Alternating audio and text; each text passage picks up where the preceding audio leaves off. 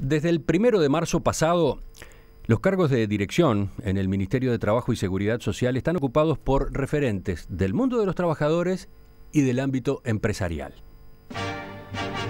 La idea parece bastante arriesgada, al punto que, según cuenta el propio ministro Ernesto Murro, varias personas le han preguntado si estaba convencido de ella.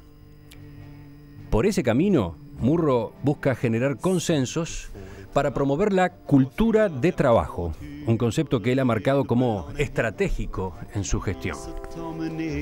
¿De qué se trata? ¿Qué es eso de la cultura de trabajo? De ese y otros temas vamos a conversar con Ernesto Murro, ministro de Trabajo y Seguridad Social, que está con nosotros en Estudios de En Perspectiva. Ministro Murro, buen día, gracias por acompañarnos. Buenos días, Emiliano, un gusto estar con ustedes, estar con la audiencia de En Perspectiva, un gusto volver a encontrarnos y a conversar.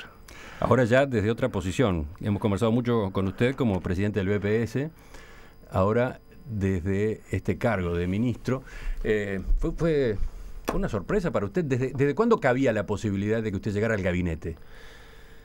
Y bueno, Tabaré me habló en agosto del año pasado. Ah, ya en plena campaña electoral, digamos, en el comienzo de la campaña. En aquel momento me planteó la posibilidad, conversamos por ahí por septiembre, nos pusimos de acuerdo en algunas cosas fundamentales y bueno, y el 2 de diciembre a las 48 horas de ganar las elecciones se hizo el anuncio.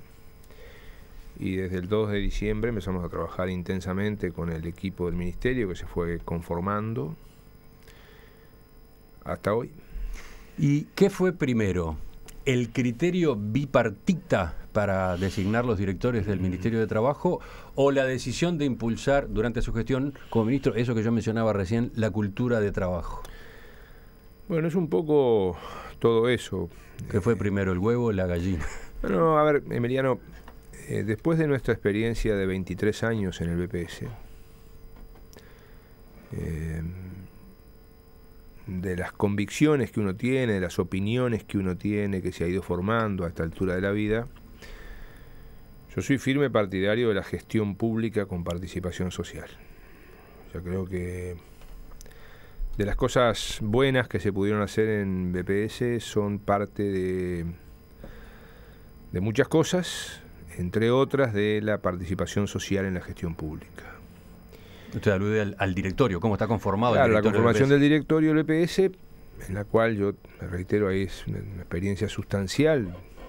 Estuve allí la tercera parte de mi vida. Es impresionante eso, ¿no? Claro.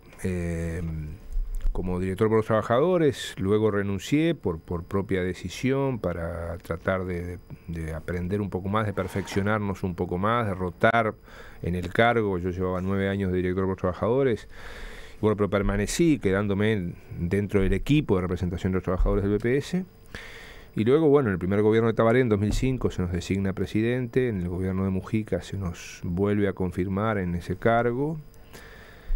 Ahí tuvimos 10 años en la presidencia del Banco de Previsión Social y esa experiencia de participación social en la gestión pública para nosotros es sustantiva. Sobre todo como se fue haciendo en el BPS, una experiencia muy representativa, muy profesional, no corporativa, y esto lo destaco particularmente. El hecho del muy buen equipo gerencial, 10 años que nos tocó la presidencia sin conflictos en el directorio, y bueno, con un apoyo importante de los trabajadores del BPS. Nosotros siempre dijimos que la mayoría de los trabajadores del BPS tenían la camiseta puesta y eso es muy importante. Y bueno, y creo que esa experiencia naturalmente deriva en esto, en que, bueno, esta cosa atrevida, que por ahora estamos muy contentos y nos está yendo muy bien, de pensar que debe ser un caso raro en el mundo esto de que un Ministerio de Trabajo y Seguridad Social tenga referentes provenientes del sector de los trabajadores y de los empresarios en sus direcciones.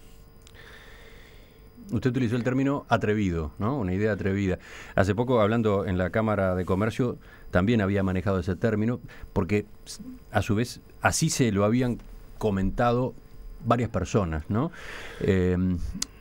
Y en el discurso de Asunción admitió que había recibido preguntas sobre si estaba convencido de eso. ¿Quiénes le preguntaron? ¿Quiénes tenían dudas? Y de los distintos sectores sociales y políticos, o sea, porque... ¿El PIT-CNT, las cámaras empresariales? ¿Quiénes tenían reservas? De distintos sectores, porque siempre el Ministerio de Trabajo o fue un ministerio de poca importancia en el país.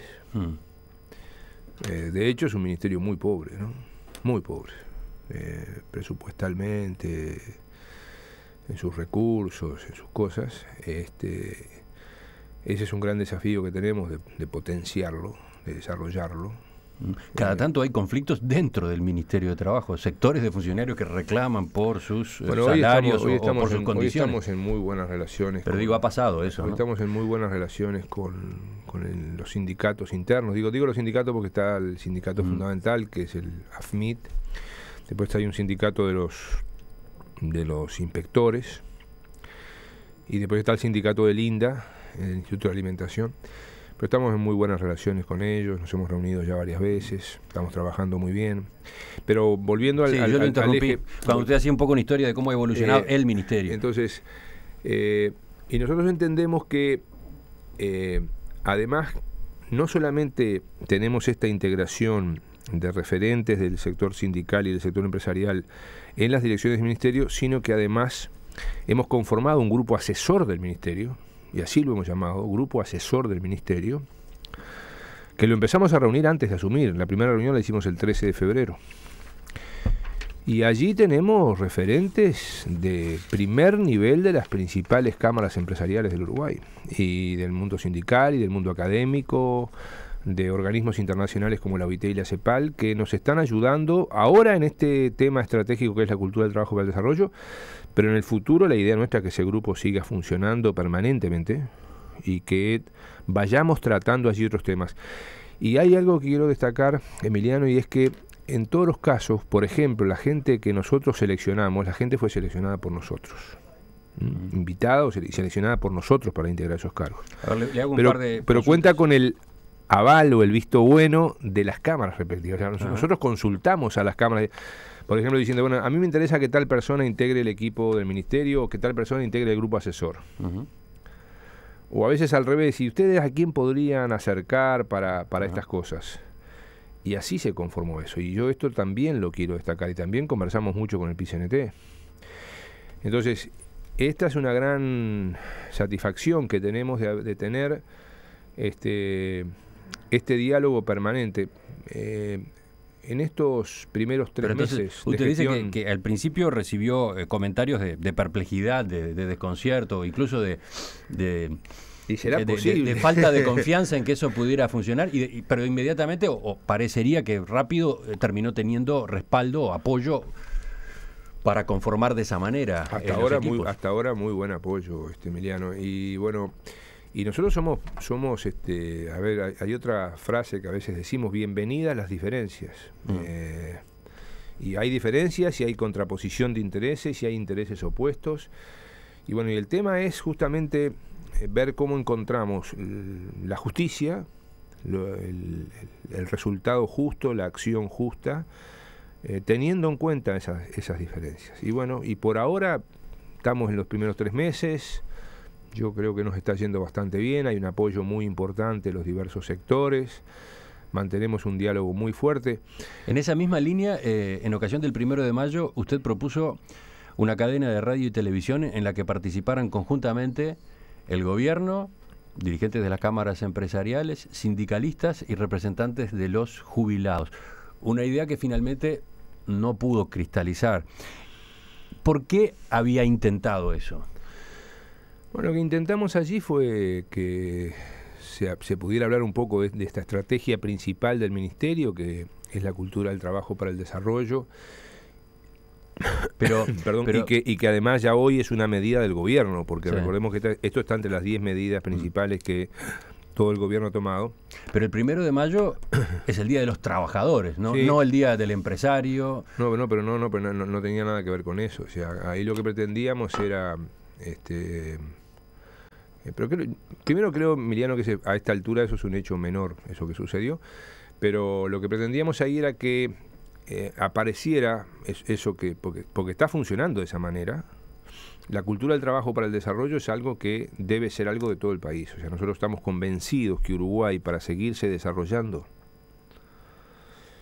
necesita muchas cosas. Necesita un sistema nacional de competitividad, necesita un sistema nacional de cuidados, necesita un desarrollo, una cultura del trabajo. O sea, en Uruguay somos 3 millones y pico. Está estimado que vamos a hacer unos 4 millones al 2050. Hoy tenemos 1.600.000, 1.650.000 personas trabajando. Tenemos 100.000 desocupados. Hay que seguirse preocupando por la integración de esos 100.000 desocupados. Y hay que preocuparse, entendemos nosotros prioritariamente, por el 1.600.000 que estamos trabajando, en mejorar la calidad de nuestro trabajo. Que los gobernantes seamos mejores gobernantes, que los periodistas sean mejores periodistas, que los empleados públicos sean mejores empleados públicos, que los empresarios sean mejores empresarios, que el trabajador por la cuenta también lo sea, que el albañil pueda revocar mejor una pared, que... En fin, y para eso se necesita un sistema de formación profesional permanente, un sistema de capacitación permanente. Se necesita un sistema de acreditar saberes. Hay mucha gente que sabe hacer cosas. Yo me he encontrado, por ejemplo, Emiliano, en el periodismo, prestigiosos periodistas que no tienen título. Y bueno, ¿por qué no certificar eso? Nos hemos encontrado con que, a mí me pasó en el BPS, por ejemplo, ¿no? ¿Qué ocurrió en el BPS? Y de los 4.500 funcionarios... 800 no habían terminado la enseñanza secundaria. Iniciamos un plan para culminar la enseñanza secundaria y nos ha ido muy bien. Y ese plan lo hicimos en el BPS a medias. O sea, las horas de estudio inicialmente se financian a medias. O sea, el trabajador, si son 4 horas de estudio, pone 2 horas el trabajador, 2 horas le paga el BPS. Pero si no termina los estudios, el trabajador debe pagar las 4 horas. Y nos está yendo muy bien. Es más, ya hay funcionarios del BPS, algunos de ellos mayores de 50, que están ya entrando en la terciaria, la educación universitaria. Y bueno, ¿por qué no hacer eso en todo el país? También con el sector privado. Porque Uruguay necesita mejorar la calidad de su gente, de su trabajo. Y bueno, y para eso también el tema de la cultura del trabajo. ¿Y por qué le llamamos cultura? Porque creemos que hay que arrancar desde la familia, desde la escuela. De eso me gustaría que profundizáramos enseguida. El ministro Murro, me quedó simplemente una duda, una pregunta colgada ahí en el camino. Aquella cadena de radio y televisión tan peculiar que usted pretendía, ¿no? El 1 de mayo, con representantes sindicales, empresariales, de los jubilados, del gobierno, se frustró porque el PIT-CNT no la aceptó. ¿Qué sensación le dejó, digamos, ese episodio? No, yo creo que esto es un hecho menor, Emiliano. A ver, ese mismo día, en el acto del 1 de mayo, el equipo del Ministerio de Trabajo fue ampliamente reconocido por el PIT-CNT. Ampliamente reconocido, todo el equipo del Ministerio, en las alocuciones, en el acto, en los saludos de la gente. Por tanto, para mí ese fue un hecho menor que se suscitó y que, bueno, hay que seguir adelante. O sea, nosotros mantenemos muy buenas relaciones con el PIT-CNT, con cada uno de los sindicatos, mantenemos muy buenas relaciones con las cámaras empresariales. Quedará para otro día, en otra fecha. El problema era la fecha, en todo caso. La fecha tenía demasiada sensibilidad como para plantearse ese tipo de mensaje. Quizá no lo pudimos conversar bien antes, pero reitero, para mí eso es un hecho absolutamente menor. Creo que lo bueno es lo que sigue pasando. Y de eso vamos a hablar enseguida. Y recordando además otro hecho que es muy trascendente. Uruguay debe ser, yo no sé si hay otro país en el mundo donde los trabajadores el 1 de mayo tengan una cadena de radio y televisión en todos los medios de 8 minutos, ¿no? Y creo que eso es muy importante mantenerlo. Como somos de los pocos países del mundo que tenemos negociación colectiva obligatoria en todos los sectores de actividad. Por tanto, yo creo que hay que seguir construyendo en este camino. Emiliano, llevamos 3 meses... ¿La cultura del trabajo es solo formación? Porque usted empezó a hablar recién de algunas de las líneas que piensa implementar. Me gustaría entender un poco más. Primero el concepto y segundo cómo se lo va a llevar a la práctica en estos 5 años. Lo dejamos para la segunda parte. Ministro, usted ha dicho que apunta con esto de la cultura del trabajo a una mayor calidad de trabajo, una mayor productividad, una mayor asiduidad.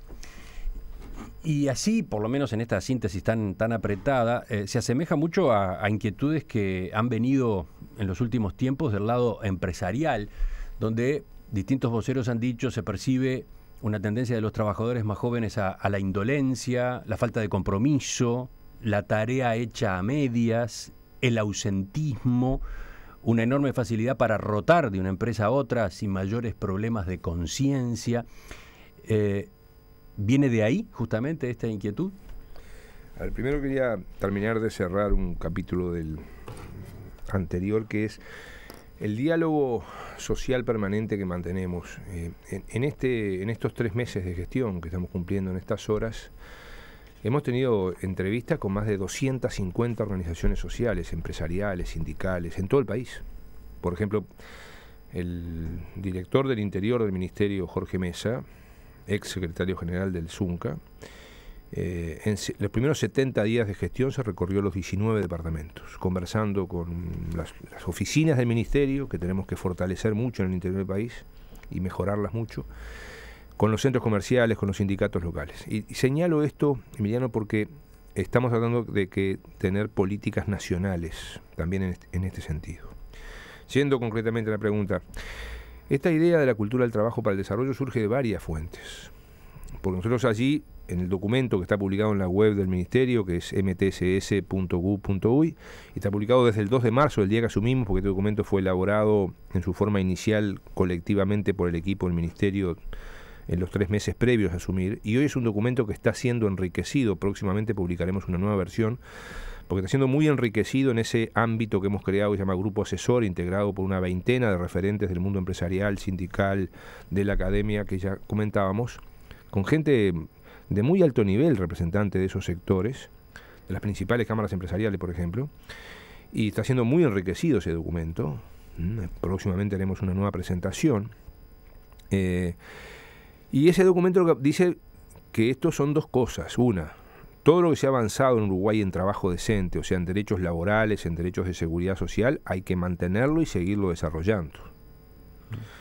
Con cumplimiento de derechos y de obligaciones, por todas las partes. Y siempre hablamos de derechos y de obligaciones. Tal vez, dicen justamente del lado empresarial, en estos últimos años se puso demasiado énfasis en los derechos y se olvidó o se relegó lo de las obligaciones. Bueno, pero también se ha avanzado mucho en eso, Emiliano, porque si no, el proceso de formalización que ha tenido el país, por ejemplo, en haber aumentado un 67% los cotizantes a la Seguridad Social en 10 años, no se hubiera logrado si no se hubiera avanzado en el cumplimiento de las obligaciones en el país. El que Uruguay sea el país que tiene el porcentaje de evasión de IVA más bajo de América Latina no se hubiera logrado si no se hubiera avanzado en ese camino. Por tanto, en eso hay que seguir trabajando. En los derechos y en las obligaciones laborales, sociales, tributarias, hay que seguir trabajando. Sí, quizás este planteo apuntaba a las obligaciones de los trabajadores. Claro, y también en ese aspecto hay que seguir trabajando. Y lo otro que dice el documento es continuar con el trabajo decente y la calidad del trabajo. Y en la calidad del trabajo, nosotros, entendemos que el concepto es más amplio, no es solo la calidad del trabajo, sino la cultura del trabajo, donde la calidad es un componente. ¿Está bien? Entonces, ¿qué pasa, Emiliano? El mundo ha cambiado. Nosotros nos criamos, digo nosotros, los 2 que estamos acá en esta mesa, en una época donde era más común que la gente trabajara 30 años en la misma empresa, que viviera 30 años en el mismo barrio, que tuviera 30 años la misma pareja. Eso cambió. Entonces, hoy una mujer que vive en el Cerro y que tiene que ir a trabajar a la zona franca de Camino Maldonado, kilómetro 18, o que tiene que ir a trabajar de doméstica a Positos o a Carrasco, y que tiene 3 hijos, esa mujer no puede tener el mismo grado de cumplimiento en su trabajo, de asiduidad y de horario, si tiene o si no tiene un sistema de cuidados. Por eso nosotros decimos, el sistema de cuidados es imprescindible. Y pongo dos ejemplos, lo que puede ser una profesional trabajando en muy alta tecnología en la zona franca de Camino Maldonado, o una trabajadora doméstica trabajando en algún barrio de Montevideo. Entonces, el sistema de cuidados no es una propuesta política, es una necesidad nacional para seguirse desarrollando. Yo a veces pongo el ejemplo, yo tengo una sola nieta, preciosa. Y mi señora trabaja, yo trabajo, los padres trabajan, y a veces tenemos problemas para cuidar a una nieta. Y nosotros vivimos bien, Emiliano, nosotros vivimos bien. Yo tengo un muy buen sueldo, el mejor de mi vida. ¿Ah? Y tenemos problemas para cuidar a una sola nieta. Entonces yo me imagino lo que le pasa a la gente que no tiene estas condiciones de vida. Por tanto, el sistema de cuidados es una necesidad. Y estas cosas hay que atenderlas, pero además hay otras cosas que son multicausales. Por ejemplo, en el mundo está probado que cuando la tasa de desempleo, como felizmente tenemos en Uruguay una tasa de desempleo del 6-7%, en todos los países del mundo, cuando tenemos esas bajas tasas de desempleo, o lo que decimos en cantidad de gente, 100.000 desocupados y 1.600.000 trabajando, bueno, aumenta el ausentismo, aumentan las licencias por enfermedad. ¿Está bien? Pero además aumenta el escaso apego a un lugar de trabajo, a una empresa. Claro. Se lo digo a partir de mensajes como este que llega en este momento. Dice el oyente, no se consigue gente que quiera realmente trabajar. Duran 3 meses y hacen todo lo posible para que los echen de modo de cobrar la liquidación. Y apenas entran, ya están con el libreto aprendido de sus derechos, pero no el de su responsabilidad. Este mensaje llegó en este momento. Justamente. Y van a trabajar a otro lado, porque hay trabajo. Pese a algunos síntomas, hay trabajo. Y esta es la realidad que hay que administrar. Por eso nosotros insistimos en esto de la cultura del trabajo. Porque no es que la gente se vaya para la nada, porque seguimos en 100.000 desocupados. ¿Está bien? O sea, el 6-7% son 100.000 personas. Seguimos en eso. ¿Está bien? Contra 1.600.000 trabajando. Pero también acá es necesario formar empresarios. Y yo acá la satisfacción, Emiliano, en el diagnóstico, las cámaras empresariales, el PIT-CNT nos ha dicho, sí, hay que formar trabajadores y hay que formar empresarios. Y eso es muy buena noticia. Las dos partes coinciden. Sí, sí, sin duda. Se lo pregunto porque entrevistando a dirigentes del PIT-CNT, el 1 de mayo pasado, justamente aparecía esa respuesta, ¿no? Efectivamente, la cultura del trabajo, el llegar temprano, el formarnos, el ser solidario con el de al lado, eso hay que discutirlo, hay que promoverlo, decía Fernando Pereira, pero tiene que ir acompañado con la cultura del trabajo de los empresarios. No se les puede pedir a todos los trabajadores y pagarles 10.000 pesos de salario. No se les puede pedir rigurosidad y maltratarlos con suspensiones y sanciones. Esa era una de las respuestas que teníamos. Emiliano, en las conversaciones que tenemos, por ejemplo, en este grupo asesor, voy a contar algunas reflexiones que allí hacemos cuando nos reunimos. Un alto referente de la Cámara de Comercio le preguntó, ¿y con la plata del INEFOP se pueden formar gerentes? Sí. Lo preguntó un alto referente de la Cámara de Comercio. Y otro referente de la Cámara Mercantil preguntó, ¿y con la plata del INEFOP se puede enseñar inglés? Sí, se puede enseñar inglés a los trabajadores que hoy estamos necesitando para seguirse desarrollando, para atender la creciente turismo, la creciente inmigración y para muchas cosas que hay que aprender en inglés para seguirse desarrollando. A ver, el lenguaje de las computadoras es en general un lenguaje en inglés. Muy bien, entonces, ¿por qué no? ¿Se puede usar dinero del INEFOP para capacitar adentro de la empresa? Sí, cómo no. Si tenemos un tambo bueno, que funciona, bueno, capaz que hay que poner al lado de alguien especializado en pedagogía, en didáctica, y que el tambero o el capataz del tambo enseñen a otros el trabajo de tambo.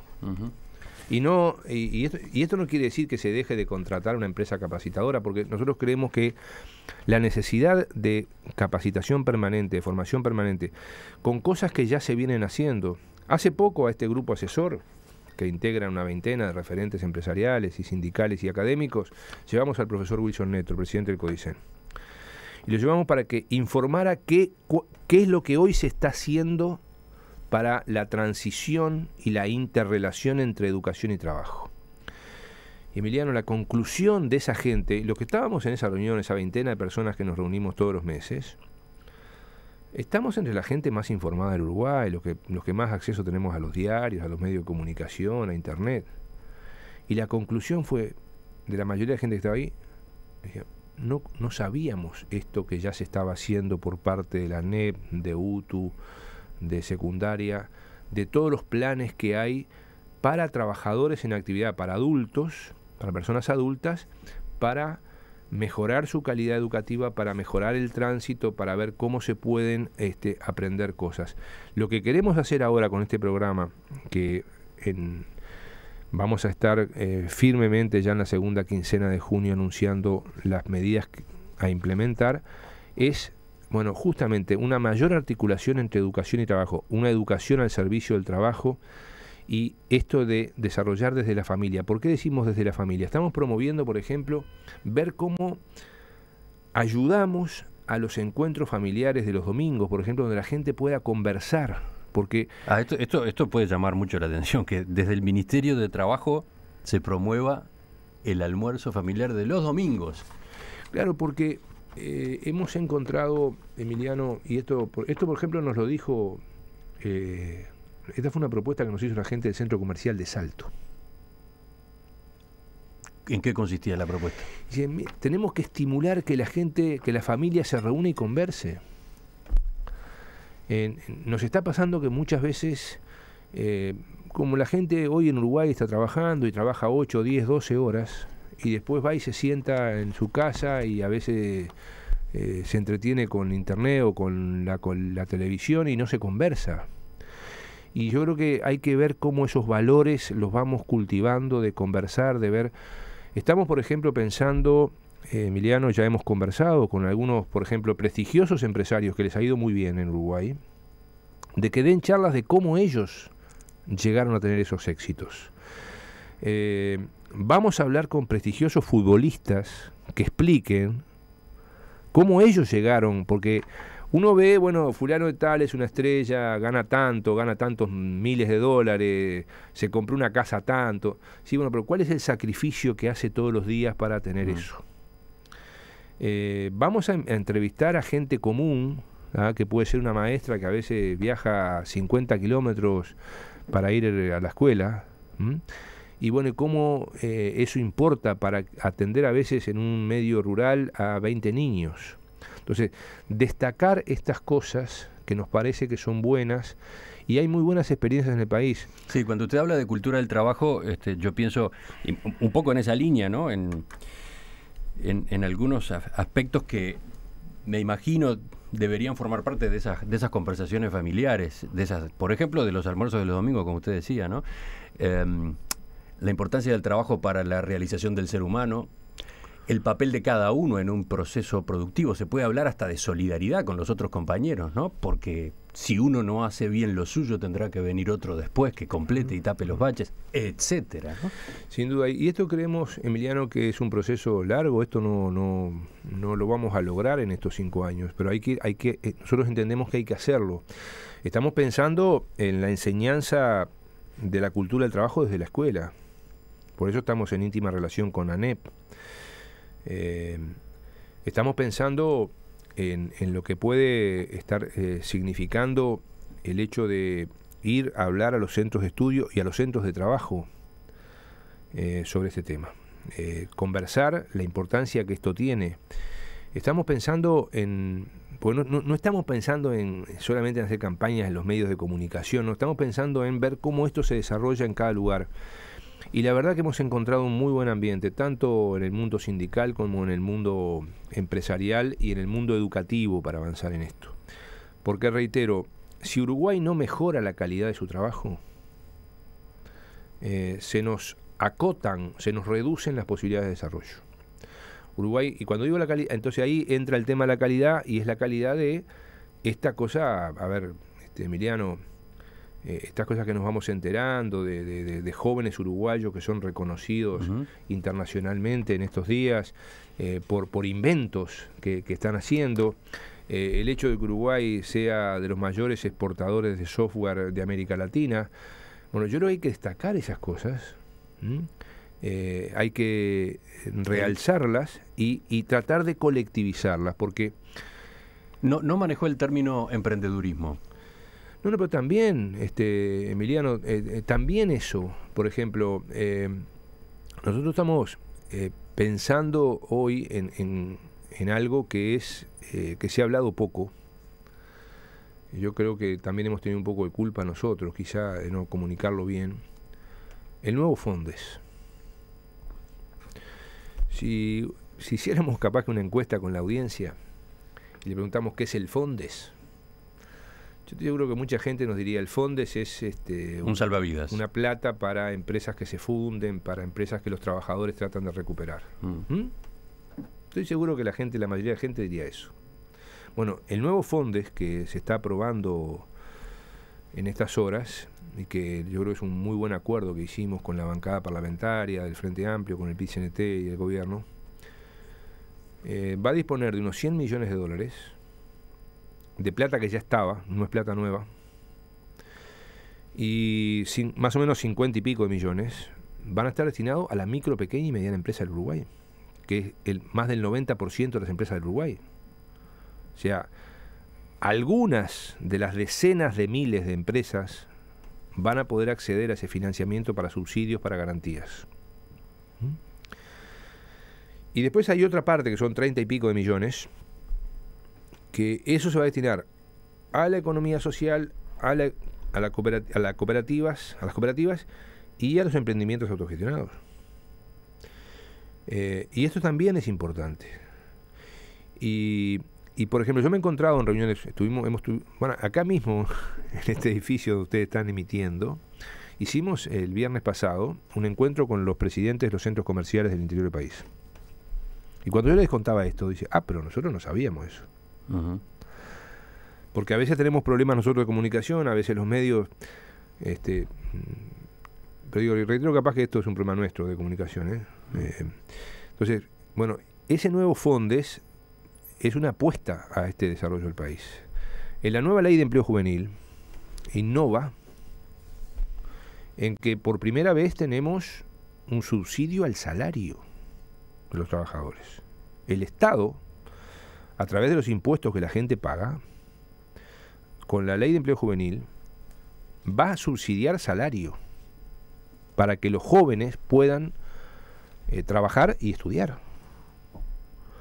Y ese subsidio al salario, en el caso de jóvenes que tengan más de un año de desempleo, que sean de sectores vulnerables, puede llegar al 80% del salario en el caso de las mujeres y al 60% en el caso de los hombres.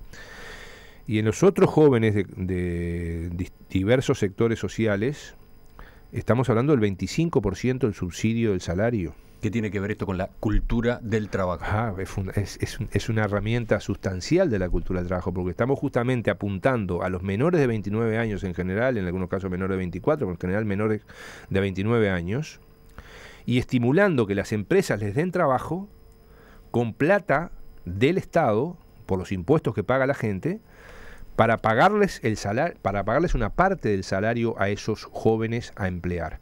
Y las empresas acá, además, la otra novedad de esta ley es que pueden las empresas seleccionar la gente. Algunas leyes anteriores establecían subsidios del tipo de exoneración de aportes a la seguridad social. Acá estamos hablando de subsidio al salario, que es un avance importante. Y en otro caso estamos hablando de que las empresas tenían que tomar de un registro, de una bolsa de jóvenes que generaba el Estado.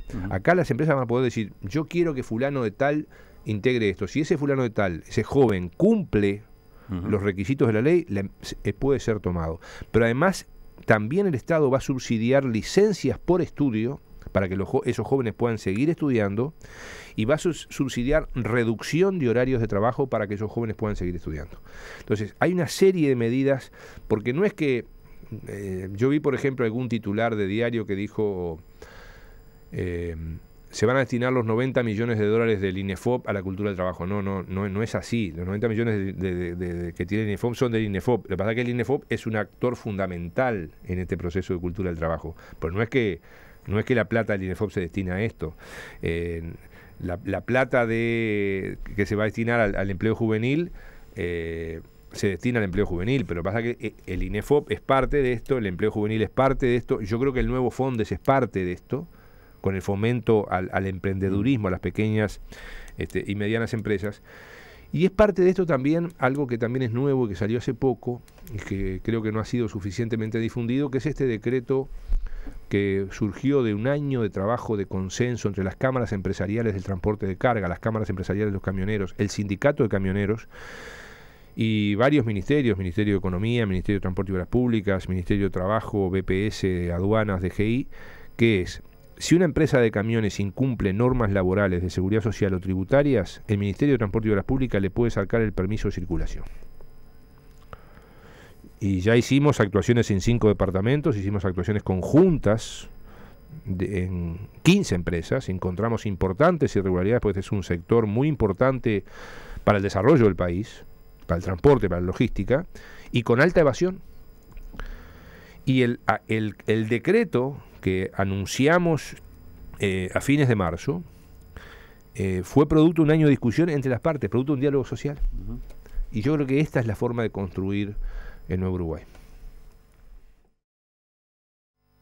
Ministro Murro, se nos fue el tiempo, el mío y el suyo, porque creo que usted tiene algún compromiso enseguida, pero le aclaro que hay una cantidad de mensajes de los oyentes que están muy interesantes. Por ejemplo, este dice: tengo 51 años, preparación administrativa 21 años en un consultorio odontológico, se jubila el profesional, me quedo sin trabajo, no puedo hacer cursos. No, poder hacer cursos, no puedo hacer cursos en INEFOP porque trabajo. Tengo cultura del trabajo y no consigo nada por la edad. Vivo en el interior. Eso es otra realidad, dice. Sin duda que esa es otra realidad. Y bueno, estamos tratando justamente de dar mayor flexibilidad a los cursos de INEFOP y mayor flexibilidad a los cursos también de la enseñanza curricular en ANEP. Y en ese aspecto estamos trabajando, por ejemplo, a demanda. Nosotros queremos cambiar el funcionamiento del INEFOP. Le estamos pidiendo, por ejemplo, a todas las cámaras empresariales en nuestras recorridas por distintos lugares del país que nos demanden qué es lo que necesitan en capacitación. Y a partir de ahí ver la flexibilidad de los horarios. Por ejemplo, en este aspecto yo destacaría dos casos, Emiliano. Uno es, hizo un acuerdo el INEFOP con el SUL, el Secretario Uruguayo de la Lana, y en este momento se están formando 1.500 productores rurales y trabajadores rurales en todo lo que es las tareas relacionadas al sector ovino del Uruguay. Hicimos un acuerdo con AUDOCA, la Asociación Uruguaya de Agencias Organizadoras de Eventos y Congresos, y 2 organizaciones específicas de Maldonado. El año que viene se inaugura en Maldonado el Centro de Convenciones, que va a ser muy importante para el país y para la realización de eventos y congresos en Uruguay, que es una fuente de ingresos muy importante para el Uruguay y una fuente de perfeccionamiento, porque hacer congresos y seminarios ayuda normalmente al perfeccionamiento del país. Y bueno, y ya hicimos ese acuerdo para empezar a formar ahora la gente que el año que viene va a trabajar en el Centro de Convenciones de Maldonado. Y esto es parte de esas cosas de decir, bueno, a ver, ¿qué es lo que se precisa? Esto que plantea este señor de 51 años. Bueno, veamos cómo podemos ofrecerle determinadas horarios y formas de capacitación para que pueda seguirse desarrollando. Nosotros entendemos que debe haber un sistema de formación y de capacitación permanente. Va a ser bueno en próximas entrevistas con usted, con otros jerarcas del Ministerio, conocer los detalles de la implementación. Ya han mencionado algunas líneas, pero ustedes han anunciado, por ejemplo, que van a trabajar un tema por año. Bueno, ¿cómo va a ser la interacción sector público, sector privado, educación formal, educación informal, educación en la empresa? Lo dejamos para próximos diálogos, entonces. Con mucho gusto, Emiliano. Muchas gracias por esta invitación. Muchos éxitos en este nuevo proyecto y saludos a la audiencia.